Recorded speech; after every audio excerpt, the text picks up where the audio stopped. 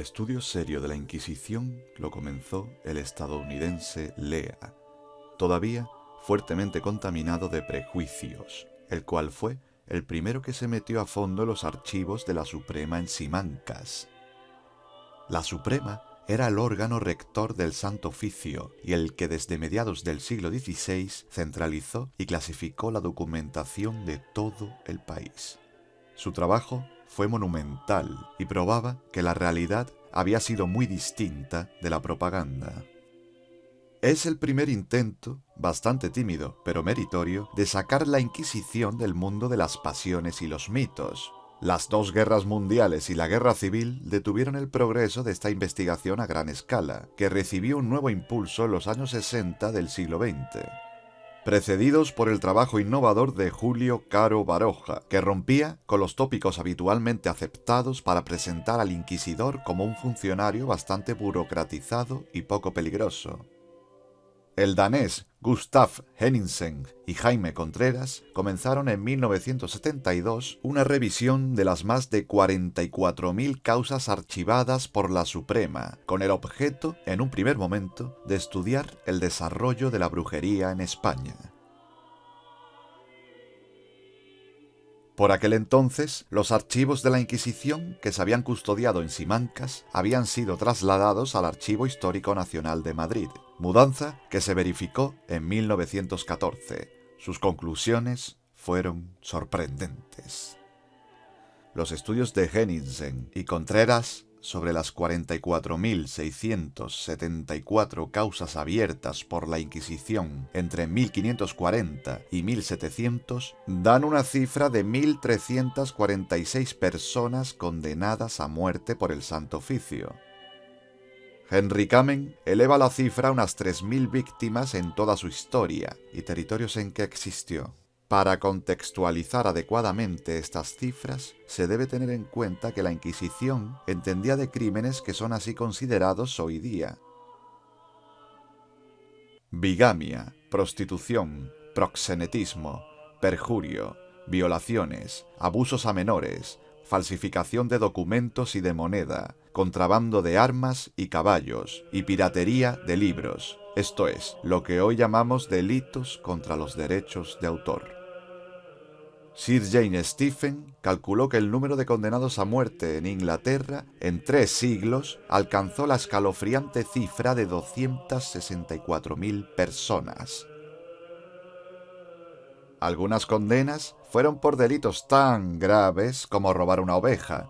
Según el investigador protestante Schaeffer, autor de un monumental trabajo de investigación sobre el protestantismo en España, el número de protestantes condenados por la Inquisición española entre 1520 y 1820 fue de unos 220. De ellos, solo 12 fueron quemados. La práctica de la tortura estaba rigurosamente reglada en el Santo Oficio.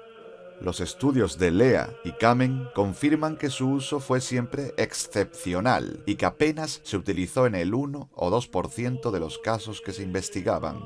La tortura no podía poner en peligro la vida del reo, ni provocar mutilaciones, y se hacía siempre en presencia del médico. Estas precauciones no existían en los tribunales civiles, ni de España ni de ningún país de Europa, donde la tortura fue una práctica común hasta hace bien poco. La pena de muerte se aplicaba solo al hereje contumaz no arrepentido. El arrepentimiento transformaba automáticamente la condena a muerte en cárcel, multas y otras penas que no comprometían la vida. En la Sajonia protestante, el delito de blasfemia se condenaba con pena de muerte. La Inquisición fue el primer tribunal del mundo que prohibió la tortura, 100 años antes de que esta prohibición se generalizara. En contra de la opinión común, nunca se aceptaron las denuncias anónimas. En el año 1994, la BBC produjo un documental de 50 minutos, titulado El mito de la Inquisición española. Participando en él Stephen Halixer, Álvarez Junco, Henry Kamen y Jaime Contreras.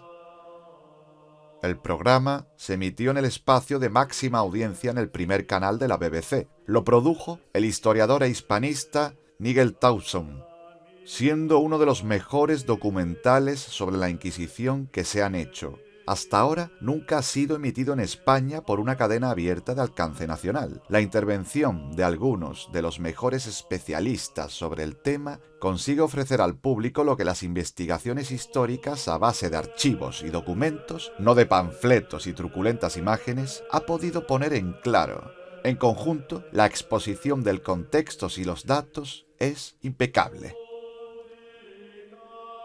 El profesor Halichzer, de la Universidad de Illinois, basándose en su trabajo sobre la Inquisición en Valencia, hecho sobre el análisis de 7.000 casos, pone de manifiesto que solo se empleó la tortura en menos del 2% de los casos y que las sesiones no pasaban de 15 minutos. De ese 2%, menos de un 1% recibió una segunda sesión y nadie soportó una tercera. Además, los inquisidores tenían su propio manual de procedimiento, en el que se especificaba qué se podía hacer y qué no. Quien se excedía era destituido. Halichzer insiste en que las cárceles de la Inquisición eran muy benignas. En los casos por él revisados, aparecen reos que blasfeman con el propósito de ser trasladados a las cárceles inquisitoriales. Un truco que los inquisidores conocían, pero no podían evitar. Con gran ardor, Kamen insiste en que en comparación con otros tribunales de España, la Inquisición es la que menos se vale de la tortura, y si se amplía la perspectiva al resto de Europa, resulta que el comportamiento de la Inquisición española es impecable. En Inglaterra, una persona podía ser torturada o ejecutada, descuartizada, para ser más precisos, por dañar unos jardines públicos. Y en Alemania, las torturas podían llevar a perder los ojos. En la vecina Francia, era admisible desollar viva a la gente. La Inquisición española jamás empleó estos métodos tan frecuentes en los tribunales de toda Europa. Nunca hubo emparedamientos, ni se usó el fuego ni se golpeó a nadie en las articulaciones, ni se usó la rueda ni la dama de hierro. Tampoco acosaban ni vejaban a las mujeres, que raramente eran torturadas. Estaba prohibido el empleo de la tortura en mujeres embarazadas o criando, y en niños con menos de 11 años. Naturalmente, en un documental de esta naturaleza, era inevitable el referirse una y otra vez a la leyenda negra. Así, por ejemplo, se analiza la demonización sufrida por Felipe II. Se puede discrepar sobre algunos aspectos puntuales, porque los datos ofrecidos son inapelables. Es curioso cuanto menos el punto de vista de Álvarez Junco sobre las razones por las cuales ni España ni el catolicismo se defendieron de tan terribles acusaciones. La monarquía española fue incapaz de contraatacar. Ellos peleaban desde el dominio militar, no propagandístico. Sentían que era una forma injusta de encarar una guerra. Eso no era de caballeros. Los caballeros emplean armas, no folletos, no opiniones. En la justificación de este silencio, otros estudiosos como Arnoldson o Maltby han estado mucho más acertados. La Iglesia de Roma no perdió nunca la esperanza de una reconciliación con sus ovejas descarriadas. Esperaba el regreso del hijo pródigo y difícilmente podía buscar esa reconciliación lanzando un ataque propagandístico que ofendiera aún más a aquellos cuya lealtad se quiere recobrar. Por lo que respecta a la monarquía española, su situación era muy parecida. Los rebeldes eran en su gran mayoría súbditos de Carlos V y de Felipe II después. Uno y otro se negaron a enconar más la situación. La desproporción en el número de muertos entre la Inquisición española y las Inquisiciones protestantes es brutal. Contreras destaca que en toda Europa solo un tribunal reaccionó de manera diferente ante la brujería, y este fue la Inquisición, que simplemente consideró la brujería un engaño y no procesó a casi nadie solo por ese motivo. Los inquisidores eran abogados y apoyaban sus conclusiones en pruebas y evidencias, no en rumores ni acusaciones anónimas. En España mueren por herejía muchas menos personas que en cualquier otro país de Occidente. En el siglo XVI se ejecutaron entre 40 y 50 personas en todos los territorios españoles, incluida América. Solo las persecuciones de herejes católicos en la Inglaterra isabelina provocaron casi 1000 muertos entre religiosos y seglares, por no mencionar a los irlandeses. En Francia, según las propias autoridades católicas, se ejecutaron en el espacio de unos 5 años en ese siglo a más de 300 personas, y esta desproporción se repite en cada país que consideremos. Encontramos que las personas que murieron por herejía en España o por persecución religiosa de cualquier tipo, incluyendo a los falsos conversos, es mínimo comparado con otros países. Un documental tan inesperado, tan plagado de datos irrefutables, puede llevar al optimismo.